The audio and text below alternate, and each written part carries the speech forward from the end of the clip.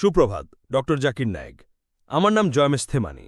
প্রথমেই আপনাকে ধন্যবাদ জানাই আপনি এখানে যা করছেন তার জন্য। আমি এখান থেকে অনেক কিছু শিখেছি। আমার প্রশ্ন হচ্ছে আপনার পয়েন্ট নাম্বার ৩ নিয়ে। আসলে আমার ৩টা প্রশ্ন আছে, যদি আপনি দয়া করে উত্তর দেন। কিন্তু পয়েন্ট নাম্বার ৩-এ আমি মনে করি আপনার উত্তরটা কিছুটা এড়িয়ে যাওয়া ছিল। আমার প্রশ্নটা খুব সহজ। আপনি যখন সন্ত্রাসবাদ নিয়ে কথা বলেন, ইসলাম নিয়ে কথা বলেন, বিষয়টা খুব সাধারণ ও সরল। আমি শুধু জানতে চাই, পাকিস্তান, ইরাক, আফগানিস্তানে যা ঘটছে, যেমন একজন মা তার সন্তানদের জন্য রান্না করছেন, তখন এক আত্মঘাতী বোমর এসে তাদের মেরে ফেলে। আমার প্রশ্ন হচ্ছে, এটা কি ইসলাম, নাকি তারা ইসলামকে ভুলভাবে বুঝে নিজেদের মতো ব্যাখ্যা করছে? আরেকটু অনুরোধ, দয়া করে এমন উত্তর দেবেন না যে প্রথম বিশ্বযুদ্ধে এতজন মারা গেছে বা এটা আমেরিকানদের ষড়যন্ত্র। আমি সরাসরি ও স্পষ্ট উত্তর চাই। ভাই, আমার উত্তর শুনুন, তারপর মন্তব্য করুন, ইনশাআল্লাহ।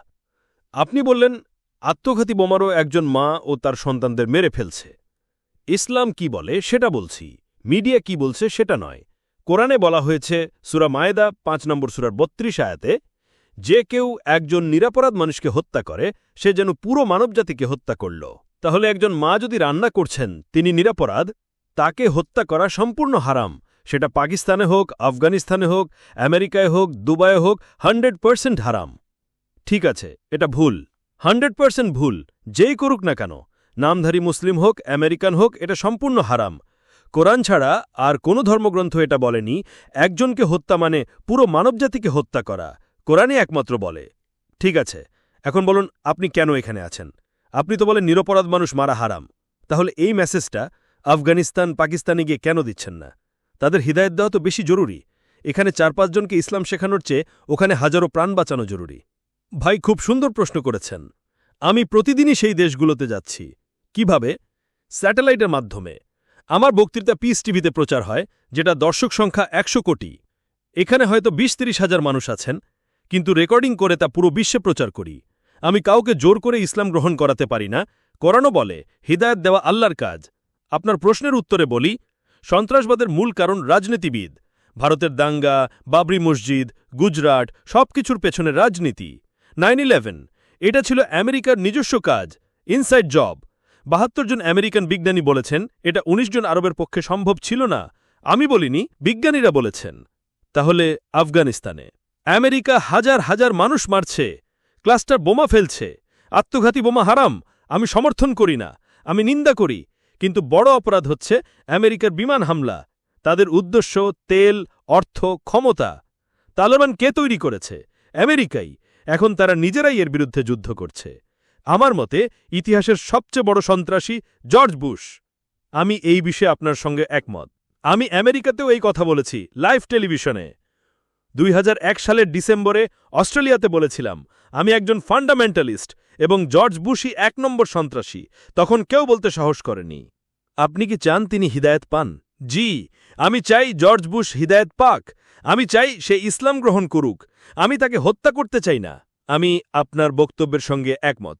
আপনার হৃদয় একদিন খুলে যাবে ইনশাআল্লাহ। কিন্তু এটা আমার কাজ না, এটা আল্লাহর কাজ। সত্যিকারের ভদ্র মানুষ সেই যে উত্তর পেয়ে সেটা মেনে নেয়। হ্যাঁ, আমি একমত। আপনি হিন্দু? না, আমি আসলে একজন নাস্তিক। মাশাআল্লাহ, আমি নাস্তিকদের সাথে বিতর্ক করতে ভালোবাসি। আমি আপনাকে অভিনন্দন জানাই, কারণ আপনি চিন্তা করেছেন। আপনি তো লা ইলাহা বলেই ফেলেছেন। ইল্লাল্লাহ বাদে আর কিছু বাকি নেই। আপনি তো অর্ধেক মুসলিম। আমি শুধু বাকি অংশ বোঝাবো। আপনি যখন বলেন এই বিশ্বকে কে সৃষ্টি করেছেন, তখন সেই নির্মাতা, সেই স্রষ্টা, তিনিই কোরআন দিয়েছেন। ভাই, আপনি কি বিশ্বাস করেন একজন স্রষ্টা আছেন? বিভিন্ন দৃষ্টিকোণ রয়েছে। কেউ বিজ্ঞানের পথে চলে, কেউ ধর্মের পথে। আমি দুটোই মানি, বিজ্ঞান এবং আল্লাহ। আমার প্রথম প্রশ্ন ছিল সন্ত্রাসবাদ নিয়ে। আপনি সুন্দর উত্তর দিয়েছেন, কিন্তু আপনি এখন আমার থেকে সরাসরি উত্তর পেলেন। এখন আমার একটা সরাসরি প্রশ্ন। আপনি বললেন স্রষ্টা, তাহলে সেই স্রষ্টাকে স্বীকার করেন না কেন? আমি তো বলিনি আমি বিশ্বাস করি। আমি তো কেবল আপনার বক্তব্যের অনুকরণ করছিলাম। আপনি নকল করছিলেন, তাহলে আপনি সত্যবাদী নন। আমি আপনাকে সত্যিকারের উত্তর দিতে বলেছি। আচ্ছা, যদি আমি বলি আমি স্রষ্টায় বিশ্বাস করি, কিন্তু কোরআন সবকিছু ব্যাখ্যা করেনি। ভাই, কোরআন বিজ্ঞান নয়, এটি নিদর্শনের বই, আয়াত। এতে ৬,০০০ আয়াত আছে, যার মধ্যে ১,০০০+ আয়াত বিজ্ঞানের সঙ্গে সম্পর্কিত। যদি এতে কোনো ভুল থাকে দেখিয়ে দিন, না হলে মানতে হবে। কোরআন কত বছর পুরানো? প্রায় ১৪০০ বছর, আর মানবজাতি কয়েক মিলিয়ন বছর। তাহলে কোরআন আগে আসলো না কেন?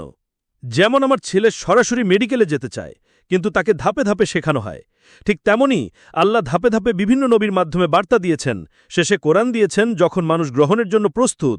আর ডারউইনের বিবর্তন তত্ত্ব? বিবর্তন তত্ত্ব প্রমাণিত সত্য নয়। নিজে বলেছিলেন মিসিং লিঙ্ক আছে। আজকের বিজ্ঞানীরা বলছেন মানুষ ও বান্দরের মধ্যে কোনো জীবন্ত রূপ নেই। আমরা বলি আদম আলাইহিসসালাম ও হাওয়া আলাইহিসসালামই প্রথম মানব। ঠিক আছে, আপনি অনেক প্রশ্ন করেছেন, এবার অন্যদের সুযোগ দিতে হবে। আপনার প্রশ্নের উত্তর দেওয়া আমার দায়িত্ব, তবে সময় সীমিত। ঠিক আছে, আশা করি আপনি কেবল আমার ভক্তই নন, একদিন আমার মেসেজও গ্রহণ করবেন ইনশাল্লাহ। হয়তো আপনি আবার এলে বললেই আমি কালকেই ফিরে আসব শুধু আপনার জন্য।